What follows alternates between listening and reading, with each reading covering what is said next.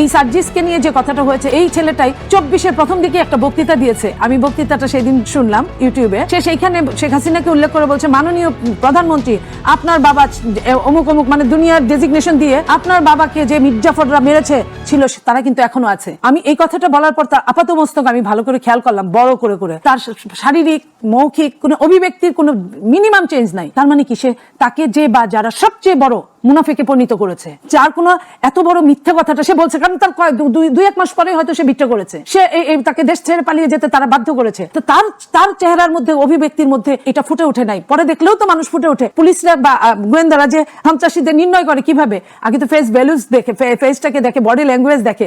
এটা পৃথিবীর সমস্ত পৃথিবীতে এটা আছে। অথচ বাংলাদেশের এইটুকু একটা ছেলে তাকে ওইভাবেই গড়ে তুলছে যে তার শারীরিক অবয়বের মধ্যে কোনো চেঞ্জ আমি দেখি নাই। তো এই মানুষগুলা তারা ভাষাটা বদলে গেছে, শুধু ঠোঁট বদলাচ্ছে এবং সে সম্পূর্ণরূপে আস্থা নিয়ে কথা বলছে। আস্থার মিনিমাম কোন মানে লুম পরিমাণ আস্থার ব্যত্যয় ঘটে নাই সে যখন বলছে। তাহলে ওই পতিত স্বৈরশাসক তাকে কেন বিশ্বাস করবেন আপনি বলেন? হ্যাঁ, এতে দেশের লাভ হয়েছে, কিন্তু তার ব্যক্তি জীবনে এই জিনিসটাই কিন্তু সে বা তারা এটা কিন্তু সবসময় কাজে লাগাচ্ছে।